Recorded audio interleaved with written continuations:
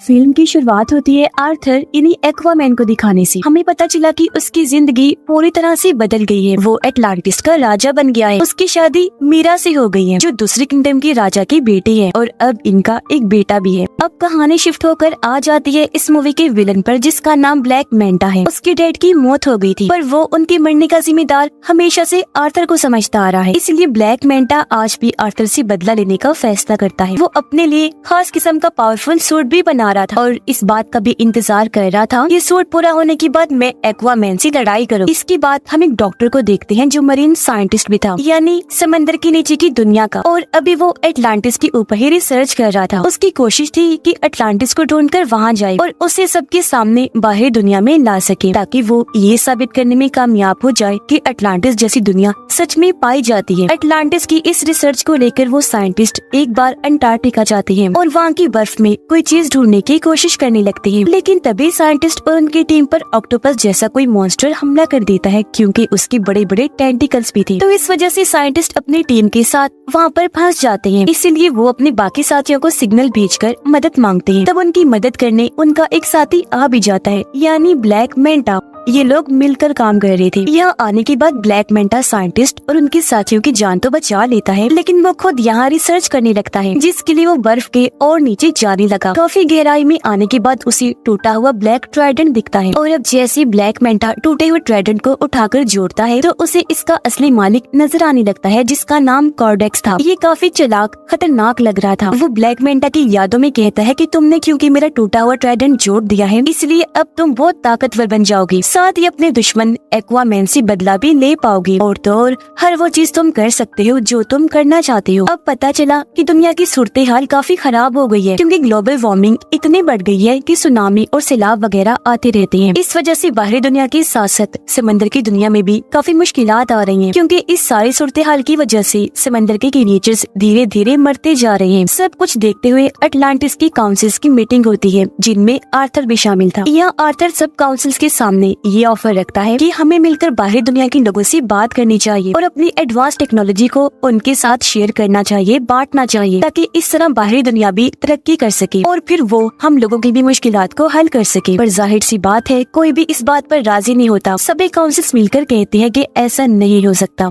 उधर ब्लैक मैंटा का सूट पूरी तरह तैयार हो गया था और अब वो ये चाह रहा था कि मैं किसी तरह अटलांटिस में घुसकर ओरिकेल्कम को चुरा लूं। अब ओरिकेल्कम अटलांटिस किंगडम में पाया जाने वाला एक तरह का मेटल है, जो बिल्कुल पेट्रोल की तरह काम करता है। इसके अलावा भी ओरिकेल्कम के बहुत फायदे हैं। तो अब ओरिकेल्कम को पाने के लिए ब्लैक मैंटा अपनी टीम के साथ अटलांटिस में घुस जाता है और वहाँ पर हमला कर देता है। अब उसकी तबाही को देखकर मीरा उसे रोकने के लिए ब्लैक मैंटा के पास जाती है, पर क्योंकि ये नया पावरफुल सूट पहनकर वो काफी ताकतवर बन गया था, इसीलिए मीरा पर ही हमला करके जख्मी कर देता है, जिससे वो बेहोश हो गई। ब्लैक मैंटा दोबारा से मीरा के पास आया। इससे पहले वो कोई और हमला उस पर करता, यहाँ आर्थर आ जाता है। अपनी वाइफ को बचाने के लिए वो अपने दुश्मन ब्लैक मैंटा से लड़ने लगा और इस तरह इनकी जबरदस्त लड़ाई होने लगती है। लड़ाई के दौरान ब्लैक मैंटा की टीम उसे सिग्नल भेजती है, जिससे वो समझ गया कि मेरी टीम ने ओरिकेल्कम ढूंढ लिया है। इसका मतलब कि अब वो वापस जा सकता है। तो इसीलिए लड़ाई को बीच में ही छोड़कर वो यहाँ से निकल गया। सही सलामत भागने में भी कामयाब हो जाता है। अब मीरा की हालत काफी खराब थी, जहाँ तभी उन दोनों के पास आर्थर की मोम आई। आर्थर की मोम उसे कहती है कि ये बात काफी सोचने वाली है कि अगर ब्लैक मैंटा सच में इधर अटलांटिस में ओरिकेल्कम को ही लेने आया था, तो फिर तो यकीनन कुछ बुरा होने वाला है। तब ये सुनकर आर्थर अपनी मोम से कहता है, तो फिर इस मामले में हमें मेरे भाई ऑर्म की मदद चाहिए होगी। पर क्यों? तो आर्थर जवाब देता है, क्योंकि मेरा भाई ऑर्म अटलांटिस के साथ साथ ओरिकेल्कम के बारे में भी काफी अच्छे से जानता है। वो अटलांटिस की पूरी तारीख के बारे में जानता है। ये सुनकर आर्थर की मोम कहती है, पर ऑर्म तो एक दूसरे किंगडम फिशरमैन की जेल में कैद है, तो फिर भला वो कैसे आ सकता है? जिस पर आर्थर जवाब देता है, मैं खुद फिशरमैन किंगडम जाऊंगा और जेल से ऑर्म को छुड़वा कर ले आऊंगा। उसने ऐसे किया, वो सीधा फिशरमैन की जेल में पहुंचा। जल्दी ऑर्म को ढूंढ भी निकालता है, ऑर्म को लेकर वहाँ से बाहर आ जाता है। पर इससे पहले वो यहाँ से निकलते ऑर्म को फिशरमैन किंगडम के गार्ड्स घेर लेते हैं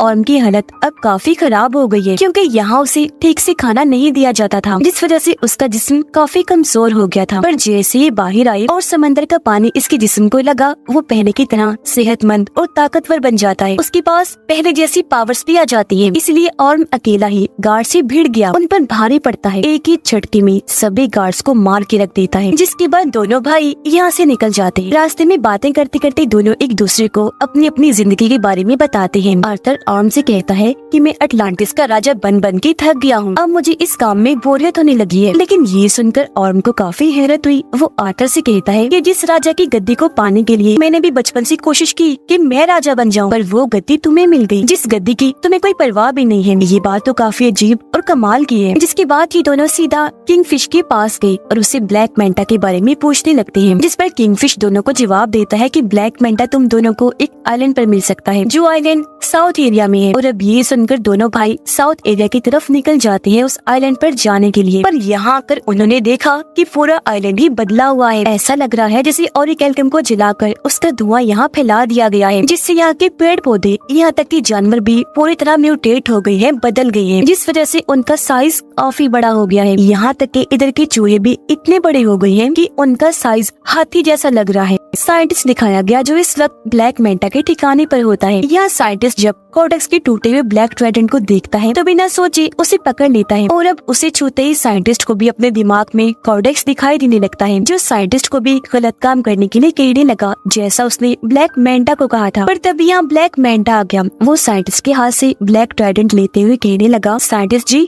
आप जानना चाहती थी ना कि मेरा मकसद क्या है, तो सुनो। मेरा मकसद ये है कि मैं आर्थर और उसके पूरे खानदान को खत्म कर दूं, और अगर ऐसा करने के लिए मुझे किसी शैतान से भी डील करनी पड़ी तो मैं इसके लिए भी राजी हूँ। तभी हमने देखा कि ब्लैक मेंटा के इस ठिकाने को ढूंढते हुए यहाँ आर्थर और ऑर्म भी आ जाते हैं, जो आते ही साइंटिस्ट से मिले। वो क्योंकि समझ गया था कि आर्थर और ऑर्म एटलांटिस से आए हैं, तो वो उन्हें बता ही देता है कि उसका मकसद एटलांटिस को भी बर्बाद करने का है। इसी के साथ साइंटिस्ट दोनों को ब्लैक ट्राइडेंट के बारे में भी बता देता है, और ये भी कि जैसे उसे छुआ जाए ट्राइडेंट के मालिक कोडेक्स की यादें दिखाई देने लगती हैं। इनकी बात चल ही रही थी कि तभी यहाँ ब्लैक मेंटा की टीम के लोग आर्थर और ऑर्म पे हमला कर देते हैं। लेकिन ये दोनों ही भाई मिलकर बहादुरी से उनका मुकाबला करने लगे। ये उनको काफी बुरा मार रही थे कि तभी यहाँ ब्लैक मेंटा आ जाता है, वो भी अपना पूरा सूट पहने हुए, और अब वो इन दोनों से लड़ाई करने लगता है। लेकिन इस बीच ऑर्म गलती से उस ब्लैक ट्राइडेंट को पकड़ लेता है, जिस वजह से उसे भी कोडेक्स की यादें दिखाई देने लगती है। तो ये सब होने की वजह से कुछ देर के लिए ऑर्म का लड़ाई पर से ध्यान हट जाता है, जिसका फायदा उठाकर ब्लैक मेंटा उस पर हमला कर देता है। वो जवाबी हमला ना करने की वजह से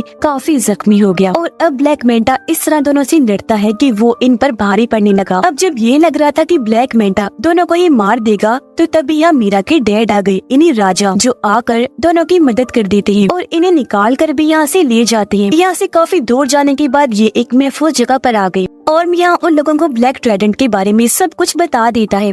अटलांटिस को ढूंढने वाले आर्थर के डैड थे, उनके पास भी एक ताकतवर ट्राइडेंट था, जो अब उनके बेटे किंग आर्थर के पास है। पर किंग यानी आर्थर के डैड का एक भाई भी था, जो और कोई नहीं बल्कि कोडेक्स ही था, और ये जो ब्लैक ट्राइडेंट है वो उसी ने ही बनाया था। अब जिस तरह आर्थर के डैड किंग अटलांटिस किंगडम को चला रहे थे, वैसे कोडेक्स एक दूसरे किंगडम को चला रहा था, जो कि बिल्कुल ही डार्क किंगडम था, यानी वहाँ खतरनाक क्रिएचर्स, मॉन्स्टर्स रहा करते थे। लेकिन परेशानी तो तब शुरू हुई जब कोडेक्स ने अपना असली रूप दिखाया। असल में कोडेक्स चाहता था कि वो अटलांटिस का ओरिकेल्कम चुरा कर और पावरफुल बन जाए। कुछ हद तक वो ऐसा कर भी रहा था, लेकिन उसके ऐसा करने से अटलांटिस और समंदर के बाकी क्रिएचर्स मरते जा रहे थे। साथ ही अटलांटिस के अंदर बीमारियां भी फैल रही थी। अब इस तरह के हालात देखकर किंग आर्थर के डैड कोडेक्स के खिलाफ आकर खड़े हुए और उसे ये सब रोकने का कहते हैं। लेकिन कोडेक्स ताकत के नशे में इस कदर पागल हो गया था कि वो अपने बड़े भाई किंग के साथ ही बगावत पर उतर आया, और ऐसा होने से उन दोनों के बीच जंग छिड़ गई। पर जंग में किंग कोडेक्स को हराकर उसे कैद कर देते हैं। अब वो हमेशा के लिए वहाँ कैद रहे, कभी भी बाहर ना आने पाए।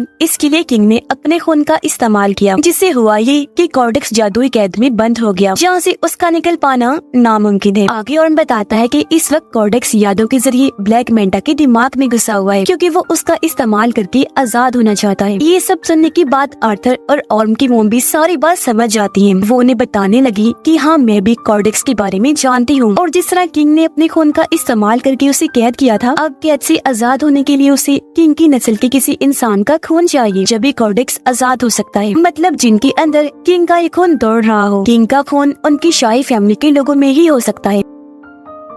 ये सब सुनकर आर्थर समझ जाता है कि मेरे बेटे की जान खतरे में है, क्योंकि जाहिर सी बात है ब्लैक मैंटा के लिए सबसे आसान टारगेट उसका बेटा ही था, जिसे वो आसानी खत्म कर सकता था। इसलिए वो फौरन अपने घर आ गया। देखता है कि वहाँ सब कुछ तबाह हो गया है, घर जल रहा है, बच्चा यहाँ से गायब है, साथ ही वहाँ एक आदमी जख्मी पड़ा है। पूछने पर आदमी बताता है कि ब्लैक मैंटा यहाँ आया था, ये सारी तबाही उसी ने ही मचाई और वही तुम्हारे बेटे को ले गया है, जिससे साफ जाहिर हो गया कि आर्थर का शक बिल्कुल ठीक था। इसीलिए अब आर्थर और ऑर्म दोनों मिलकर उसके बेटे को बचाने के लिए जाने लगते हैं। पर उससे पहले इनकी मॉम दोनों को समझाती है कि हमेशा मेरी एक बात याद रखना कि तुम दोनों एक दूसरे के भाई हो, चाहे कुछ भी हो जाए तुम्हें एक दूसरे का साथ देना ही है। सीधा ब्लैक मैंटा के ठिकाने पर आकर वहाँ हमला कर देते हैं, लेकिन इन पर भी एक काफी बड़ा मॉन्स्टर हमला कर देता है, जिससे बाकी तो बच गए, लेकिन उसके सामने मीरा के डैड फंस जाते हैं। तब ऑर्म जाकर उनकी मदद करता है और मॉन्स्टर के जंगल से उन्हें निकाल लेता है। ये देखकर मीरा के डैड समझ गए कि जिस ऑर्म को मैं हमेशा से गलत समझ रहा था वो तो काफी अच्छा इंसान है। अंदर ब्लैक मैंटा के पास आर्थर का बेटा होता है। यहीं पर साइंटिस्ट भी था जो उस छोटे से बच्चे को देखकर बचाने का सोचता है, इसीलिए बच्चे को उठाकर यहाँ से भागने लगा। पर ब्लैक मैंटा जो उसे देख चुका था साइंटिस्ट पर हमला करके उसे जख्मी कर देता है और बच्चे को छीन लेता है। और अब जैसे ब्लैक मैंटा उसके बच्चे को मारने के लिए आगे बढ़ा, तभी यहाँ पर आर्थर आ जाता है जो उसे लड़ाई के लिए चैलेंज करता है। इनकी लड़ाई तो पहले काफी जोरदार हुई, लेकिन तभी यहाँ ब्लैक मैंटा आर्थर पर भारी पड़ने लगता है। इसकी वजह ये थी कि वो ब्लैक मैंटा नहीं बल्कि उसके अंदर कॉर्डेक्स था, क्योंकि वो पूरी तरह उस पर हावी हो गया था। पर इस बीच मौके का फायदा उठाकर मीरा अपने बच्चे को लेकर यहाँ से भाग जाती है, लेकिन तभी उसे जाते हुए ब्लैक मैंटा देख लेता है। वो अपने ब्लैक ट्राइडेंट से उस पर हमला कर देता है, लेकिन इससे पहले कि ट्राइडेंट मीरा को लगता पहले ही और उसे पकड़ लेता है और इस तरह उसने मीरा और उसके बच्चे की जान बचा ली। लेकिन इसका उल्टा असर भी हुआ, क्योंकि जैसे और ब्लैक ट्राइडेंट को छूता है कॉर्डेक्स उसके दिमाग को भी कंट्रोल करने लगता है। वो उसे उसके भाई आर्थर के खिलाफ भड़काते हुए ये दिखाने लगता है कि तुम्हारे भाई आर्थर ने तुम्हारे साथ बहुत गलत किया है, असल में तुम ही हो जो अटलांटिस का राजा बनने के लायक हो, न कि आर्थर। तो इसी वजह से अब ऑर्म आर्थर पर हमला कर देता है। लेकिन यहाँ आर्थर जो सारी बात समझ गया था वो पलट कर वार नहीं करता, बल्कि अपने भाई को समझाने लगा कि होश में आओ और खुद पर काबू रखो। तब ऑर्म ऐसा ही करता है, उसने जैसे तैसे खुद पर काबू पा लिया। साथ ही उसे अपनी मॉम की बात भी याद आती है कि तुम दोनों भाई भी हो, चाहे कुछ भी हो जाए तुम्हें एक दूसरे का साथ देना ही है। लेकिन इसी बीच फायदा उठाकर कॉर्डेक्स खुद को आजाद करने में लग जाता है। ऐसा करने से उसके जिस्म में जान आने लगती है। ठीक इसी वक्त ऑर्म ने ब्लैक ट्राइडेंट को छोड़ दिया।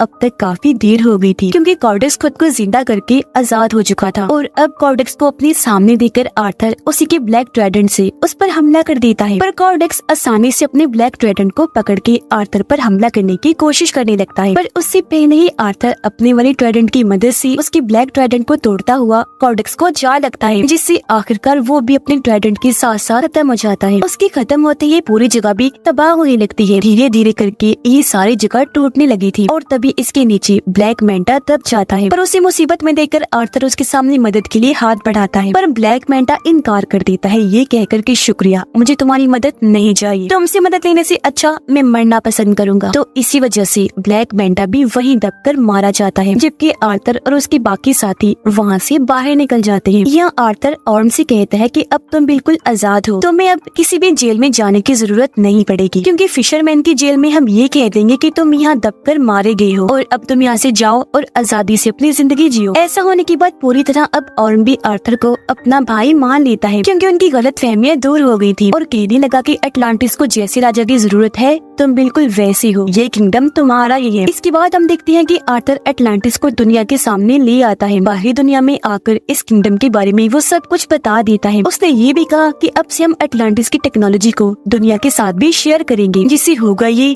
कि हम साथ में मिलकर दुनिया को मजीद और अच्छा बनाएंगे। आर्थर की जिंदगी ऐसे ही गुजर रही थी, यानी वो अटलांटिस और बाहरी दुनिया दोनों में रहता है। इस फिल्म की कहानी भी यहीं पर खत्म हो जाती है।